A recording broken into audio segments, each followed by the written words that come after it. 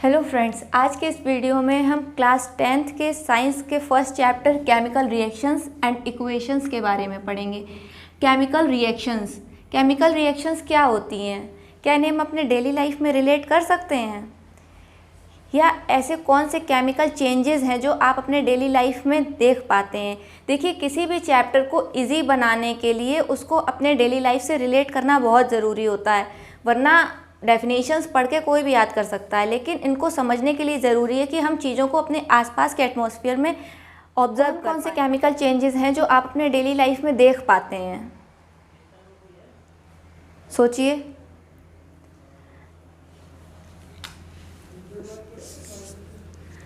Formation of curd, दूध से दही का बनना, ये क्या है? ये एक केमिकल चेंज है। ये डाइजेशन ऑफ फूड है। खाना खाते हैं हम लोग, वो बॉडी के अंदर अलग अलग पार्ट्स में डिवाइड होकर अलग अलग पार्ट्स के द्वारा यूटिलाइज किया जाता है, जो कि केमिकल चेंजेस की ही हेल्प से पॉसिबल होता है। रस्टिंग ऑफ आयरन है। स्टील के या लोहे के किसी तवे को ह्यूमिड एटमॉस्फेयर में खुला छोड़ दीजिए, कुछ टाइम के बाद आप क्या देखते हैं? उसमें वो ख़राब हो चुका होता है, उसमें जंग लग चुकी होती है। तो इसमें आप एक क्या चीज़ ऑब्ज़र्व कर रहे हैं कि जो हमारी जो मूल वस्तु जो भी थी, जैसे दूध से दही बना, तो इनके जो प्रॉपर्टीज़ या कंपोजिशन है मिल्क का और कर्ड का, वो चेंज हो चुके हैं। या कर्ड से वापस मिल्क बनाया जा सकता है? नहीं बनाया जा सकता है। लेकिन जब वाटर को हम बॉईल करते हैं तो हमें स्टीम मिलती है, और स्टीम को अगर वापस हम ठंडा करके इकट्ठा करते हैं तो हमें वाटर मिल जाता है। और इस प्रोसेस में आप क्या देख रहे हैं कि वाटर की जो कंपोजिशन एंड प्रॉपर्टीज़ हैं और स्टीम की जो प्रॉपर्टीज़ हैं वो सेम हैं। लेकिन इधर क्या हो रहा था? मिल्क और कर्ड की प्रॉपर्टीज़ और कंपोजिशन में चेंज था।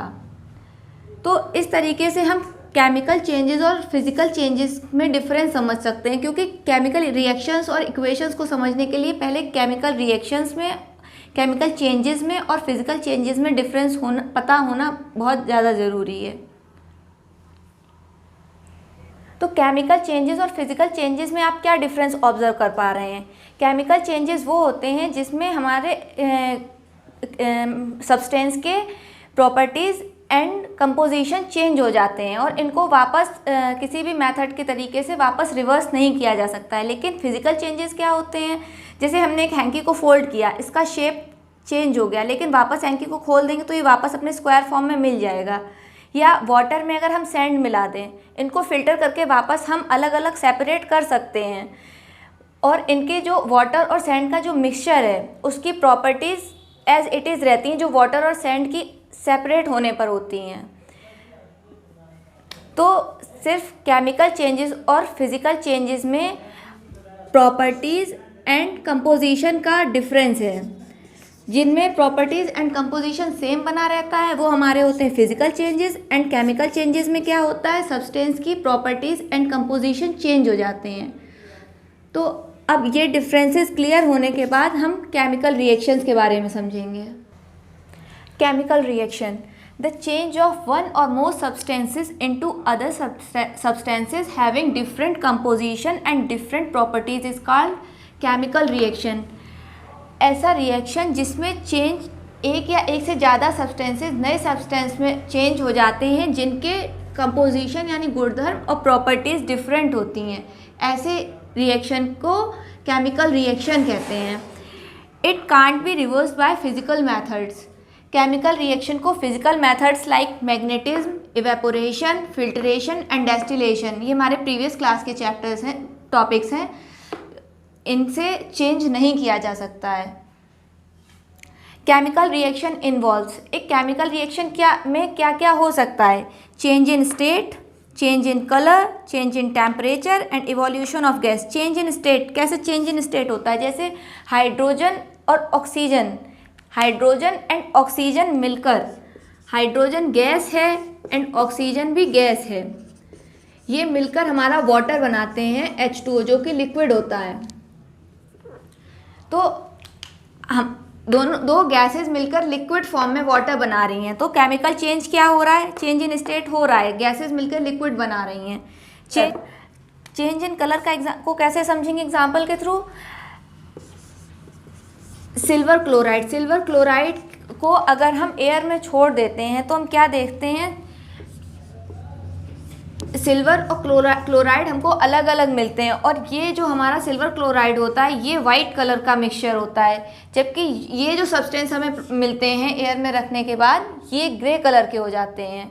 तो चेंज इन कलर हो रहा है केमिकल रिएक्शन में। चेंज इन टेम्परेचर कैसे होता है, चेंज इन टेम्परेचर को हम कैसे समझेंगे। आप देखते हैं जब क्विक लाइम में पानी को धीरे धीरे मिलाया जाता है, नॉर्मल टेम्परेचर के वाटर को क्विक लाइम में मिलाते हैं तो क्या देखते हैं, गैस रिलीज होती है, और जो हमारा जो मिक्सचर होता है उसका टेम्परेचर बढ़ जाता है रिलेटिवली प्रीवियस टेम्परेचर के।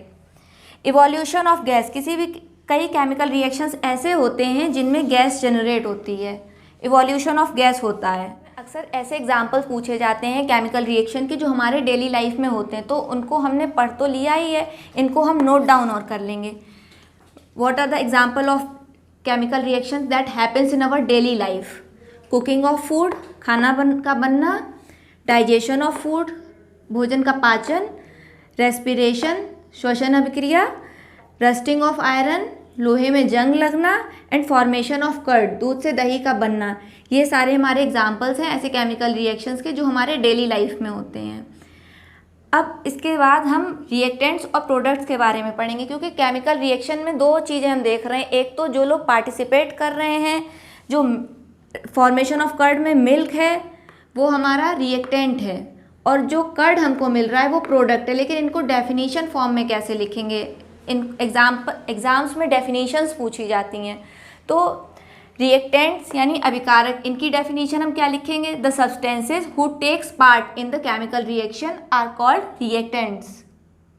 The substances who take part in chemical reaction are called reactants. अभिकारक, ऐसे पदार्थ जो किसी भी रासायनिक अभिक्रिया में भाग लेते हैं वो अभिकारक कहलाते हैं। प्रोडक्ट्स यानी उत्पाद, the substances which are formed in a chemical reaction are called products. ऐसे पदार्थ जो हमें रासायनिक अभिक्रिया के पश्चात मिलते हैं वो उत्पाद कहलाते हैं। एग्जाम्पल जैसे हमने पढ़ा था, hydrogen gas and oxygen gas मिलकर वाटर बनाते हैं, H2 + O2, ये मिलकर बना रहे हैं हमारा H2O।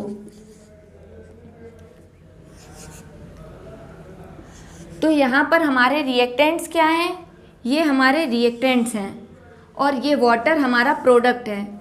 या इसको ऐसे समझ सकते हैं, एरो के हेड की तरफ जो प्रोडक्ट होता, जो भी सब्सटेंस होता है ये हमारा प्रोडक्ट होता है, और एरो के टेल की तरफ जो भी प्रोडक्ट सब्सटेंसेस होते हैं ये हमारे रिएक्टेंट्स होते हैं। इसको हम एक और एग्जाम्पल के थ्रू समझ सकते हैं।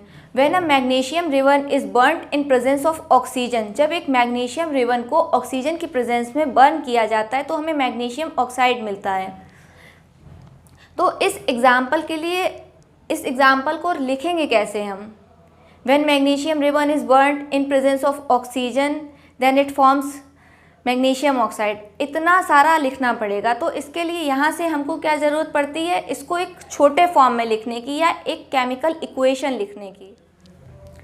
केमिकल इक्वेशन को लिखने की ज़रूरत क्यों पड़ी, आप देख पा रहे हैं कि ये हमारा जो एग्ज़ाम्पल है मैग्नीशियम रिबन वाला, तो हर बार एग्ज़ाम्पल को लिखने के लिए इतना बड़ा सेंटेंस लिखना ज़रूरी नहीं है, या सही भी नहीं है इतना हर बार इतना बड़ा सेंटेंस लिखना। अगर आप साइंस पढ़ रहे हैं तो टाइम की वैल्यू जानते हैं, तो उस चीज़ को समझने के लिए ज़रूरी है कि कोई भी एग्ज़ाम्पल हमारा उसको हम शॉर्टेस्ट फॉर्म में लिख पाएँ, शॉर्टेस्ट एंड क्लियर, जो बिल्कुल सही और सटीक हो। ऐसे फॉर्म में लिखने के लिए हम केमिकल इक्वेशन के फॉर्म में लिखते हैं, ना कि किसी भी एग्जाम्पल को सेंटेंस के फॉर्म में लिखते हैं। तो केमिकल इक्वेशन की डेफिनेशन को हम कैसे समझ सकते हैं, chemical equation, a chemical reaction can be represented by chemical equation. किसी भी केमिकल रिएक्शन को केमिकल इक्वेशन की हेल्प से लिखा जा सकता है। It involves uses of symbols of substance of reactant and products. जो भी हमारे रिएक्टेंट्स एंड प्रोडक्ट्स होते हैं जो पार्टिसिपेट कर रहे होते हैं केमिकल रिएक्शन में, उनके सिंबल्स की हेल्प से हम केमिकल रिएक्शन लिख सकते हैं with mention of physical state. जो सब्सटेंसेस पार्टिसिपेट कर रहे हैं इनके सिंबल्स लिखने के साथ साथ उनका फिजिकल स्टेट लिखना भी बहुत ज़रूरी होता है। इसकी स्टेट को मेंशन करने के लिए कि वो सॉलिड फॉर्म में है, लिक्विड में है, गैस फॉर्म में है या एक्वस फॉर्म में है, उनको मेंशन करने के लिए ज़रूरी है कि इनके हमें शॉर्ट वर्ड्स पता हों कि किस वर्ड को, किस स्टेट को किस वर्ड से मेंशन करना है। सॉलिड स्टेट के लिए एस वर्ड, लिक्विड स्टेट के लिए एल वर्ड, गैस फॉर्म के लिए जी एंड एक्वस फॉर्म के लिए AQ वर्ड का हम यूज़ करेंगे। Aqueous form, aqueous state of a substance क्या होती है? द एक्वस सॉल्यूशन को समझेंगे इसके लिए हम। एक्वस सॉल्यूशन होता है the solution in which water is solvent. जो पानी में घुला हुआ सॉल्यूशन होता है वो एक्वस सॉल्यूशन कहलाता है, जिसके लिए हम AQ वर्ड मेंशन करेंगे। तो अब इस एग्जाम्पल को हम केमिकल इक्वेशन के फॉर्म में कैसे लिखेंगे?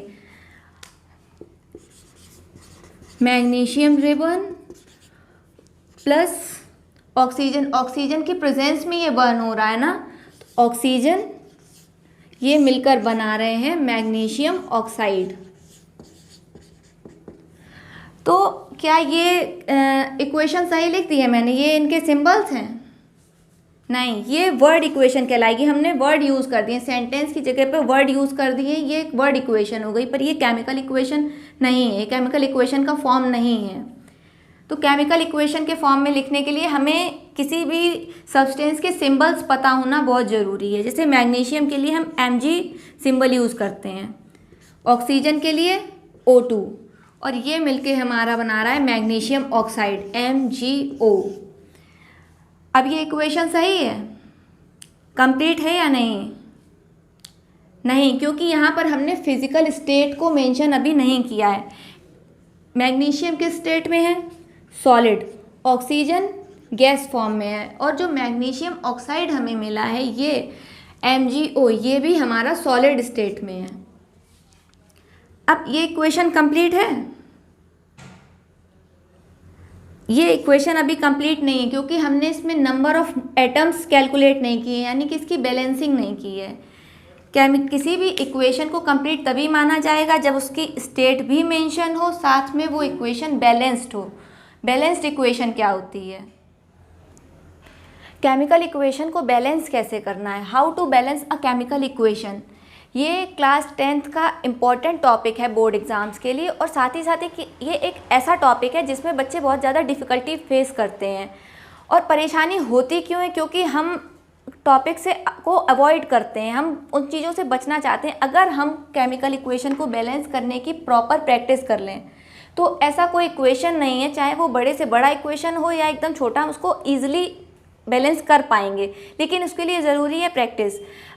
आगे चैप्टर में हम टाइप ऑफ केमिकल रिएक्शंस पढ़ेंगे, तो जितने भी एग्जाम्पल आएंगे उन टाइप्स में या सब टाइप्स में, हम सभी जितने भी इक्वेशंस पढ़ेंगे सभी की प्रॉपर बैलेंसिंग करेंगे और सभी का स्टेट लिखेंगे। हर इक्वेशन में हमारी कोशिश होगी कि हम उसको एक प्रॉपर राइट इक्वेशन के फॉर्म में लिखें, जिससे कि आपकी बैलेंस करने की जो प्रैक्टिस है वो इसी चैप्टर में इतनी अच्छी हो जाए कि आगे पूरे केमिस्ट्री में आप जहाँ भी केमिकल रिएक्शन देखें आप अपने आप उसको बैलेंस कर पाएँ।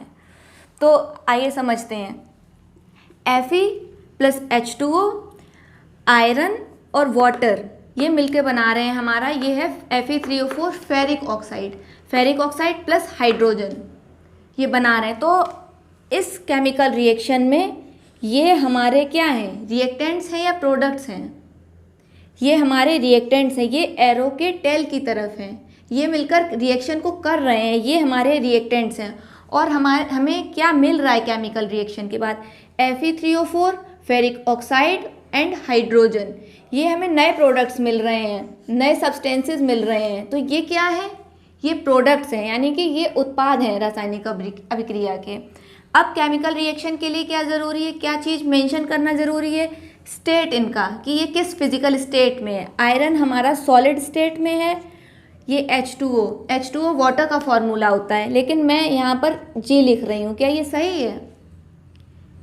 इसके लिए आपको पता होना चाहिए कि ये केमिकल रिएक्शन जब हुई है तो H2O का कौन सा फॉर्म यूज़ किया है। यहाँ पर हमने H2O को स्टीम फॉर्म में यूज़ किया है, इसलिए यहाँ पर G मेंशन किया है।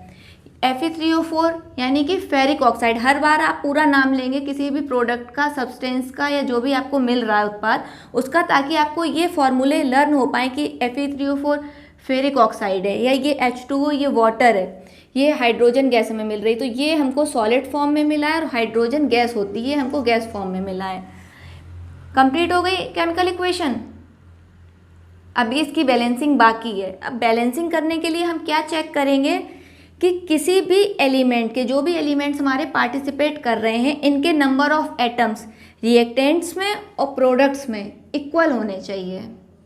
अगर रिएक्टेंट में जितने नंबर ऑफ एटम्स हैं सारे सब्सटेंसेस के, उतने ही नंबर ऑफ एटम्स प्रोडक्ट्स में है, तो वो हमारी एक बैलेंस्ड इक्वेशन होगी। तो इक्वेशन को बैलेंस करने के लिए हम एक टेबल बना लेंगे इस तरीके का, एलिमेंट को नोट डाउन करेंगे, रिएक्टेंट्स को, और प्रोडक्ट्स के लिए एक चार्ट बना लेंगे। तो हमारे एलिमेंट क्या क्या है इस रिएक्शन में, आयरन है, इसको नोट कर लिया, हाइड्रोजन है, इसको नोट कर लिया, एंड ऑक्सीजन है। अब नंबर ऑफ एटम्स हम कैसे काउंट करेंगे, देखिए आयरन का हमारा रिएक्टेंट में नंबर ऑफ एटम कितना है, यहाँ पर आगे कुछ भी नहीं लिखा, इसका मतलब नंबर ऑफ एटम 1 है। और प्रोडक्ट्स में देख रहे हैं आयरन के कितने नंबर ऑफ एटम्स हैं, 3, तो यहाँ हम 3 लिख देंगे। हाइड्रोजन के नंबर ऑफ एटम्स अब चेक करते हैं, कितने नंबर ऑफ एटम्स हमारे हाइड्रोजन के हैं, 2। प्रोडक्ट्स में हाइड्रोजन के नंबर ऑफ एटम्स कितने हैं, यहाँ पर भी सेम है 2, यानी कि ये हमारी बैलेंस्ड है, हाइड्रोजन बैलेंस है। ऑक्सीजन के नंबर ऑफ एटम्स अब चेक करते हैं। ऑक्सीजन का नंबर ऑफ एटम्स यहाँ पर रिएक्टेंट्स में हमारा है 1 और प्रोडक्ट में हमारे हैं 4। तो इनको बैलेंस कैसे कर सकते हैं, अगर यहाँ पर 3 से मल्टीप्लाई कर दें तो ये बैलेंस हो जाएगा, और ऑक्सीजन में यहाँ अगर 4 का मल्टीप्लाई कर दें तो ऑक्सीजन भी बैलेंस हो जाएगा। लेकिन चलिए यहाँ पर हमने 3 का मल्टीप्लाई कर दिया, और ऑक्सीजन को बैलेंस करने के लिए हम 4 का मल्टीप्लाई यहाँ पर कर दें, नहीं कर सकते हैं ना, क्योंकि ये H2O का फॉर्मूला है, यहाँ पर कुछ भी चेंज नहीं कर सकते हैं। किसी भी केमिकल फार्मूले में ये ऐसा होता है कि अगर किसी भी नंबर का आप मल्टीप्लाई कर रहे हैं तो इसको एक ब्रैकेट में पुट करके उसके बाहर मल्टीप्लाई करते हैं। तो H2O को बैलेंस करने के लिए हम यहाँ पर 4 का मल्टीप्लाई कर दे रहे हैं। अब ऑक्सीजन के नंबर ऑफ एटम्स 4 हो गए, रिएक्टेंट्स में भी और प्रोडक्ट्स में भी, यहाँ पर इंटू 4 कर देंगे, और यहाँ पर हमने इंटू 3 किया था। अब आप क्या देख रहे हैं, इक्वेशन बैलेंस हो गई है। अब ये देख पा रहे हैं कि हाइड्रोजन ऑक्सीजन को बैलेंस करने के लिए हमने हाइड्रोजन को इम्बैलेंस कर दिया। तो हाइड्रोजन के नंबर ऑफ एटम्स को बैलेंस करने के लिए क्या करेंगे, हम यहाँ पर अगर 4 का मल्टीप्लाई कर दें प्रोडक्ट्स में, तो हाइड्रोजन के भी नंबर ऑफ एटम्स सेम हो गए हैं। तो इस अब रिएक्टेंट्स में भी देखिए हाइड्रोजन में 4 का मल्टीप्लाई हो रहा है और प्रोडक्ट्स में भी 4 का मल्टीप्लाई हो रहा है।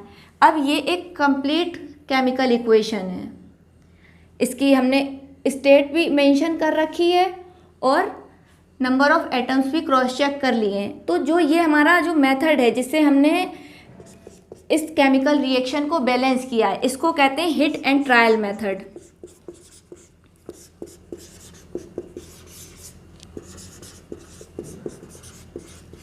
हिट एंड ट्रायल मेथड की हेल्प से आप सारे केमिकल रिएक्शंस को बैलेंस कर सकते हैं।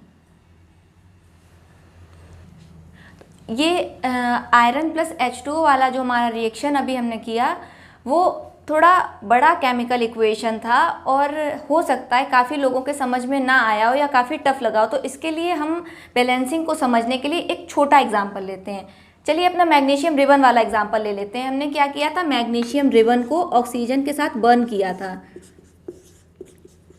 और इससे हमें क्या मिला था, मैग्नीशियम ऑक्साइड। अच्छा, केमिकल रिएक्शन में एक चीज़ और मैं बताना भूल गई, इसमें क्या होता है, जो भी प्रोडक्ट्स आपके रिएक्टेंट्स पार्टिसिपेट कर रहे होते हैं या एक से ज़्यादा जो प्रोडक्ट्स बन रहे होते हैं तो उनको प्लस के सिंबल के साथ लिखते हैं। जैसे अगर यहाँ पर और भी कुछ बन रहा होता तो हम प्लस करके उसको भी लिख देते हैं, जैसा कि हमने प्रीवियस इक्वेशन में लिखा था। तो इस इक्वेशन को हम कैसे लिखेंगे और कैसे बैलेंस करेंगे। मैग्नीशियम का सिंबल क्या बताया है, Mg, और ऑक्सीजन के लिए O2, ये मिलके बना रहे हैं हमारा MgO। तो इस इक्वेशन को हमने पहले ऐसा ही छोड़ दिया था। अब लेकिन आप देख पा रहे होंगे नंबर ऑफ एटम्स चेक कर रहे हैं, यहाँ नंबर ऑफ एटम Mg का 1 है, इधर भी 1 है, लेकिन ऑक्सीजन के नंबर ऑफ एटम्स यहाँ पर 2 हो रखे हैं और यहाँ पे ऑक्सीजन का नंबर ऑफ एटम 1 है। तो ये बैलेंस्ड इक्वेशन नहीं है, ऐसे इक्वेशन को स्केलेटन इक्वेशन या हिंदी में कंकाली समीकरण बोलते हैं, जो बैलेंस नहीं होते हैं। तो इसको हम कैसे बैलेंस करेंगे? अगर हम यहाँ पर 2 से मल्टीप्लाई कर दें तो Mg के भी 2 नंबर ऑफ एटम्स हो गए, ऑक्सीजन के भी 2 नंबर ऑफ एटम्स हैं, और यहाँ पर हम 2 MgO कर देंगे। ये हमारा मैग्नीशियम ऑक्साइड हो गया। अब ये बैलेंस्ड इक्वेशन है, नंबर ऑफ एटम्स रिएक्टेंट्स के एंड प्रोडक्ट्स के इक्वल हैं।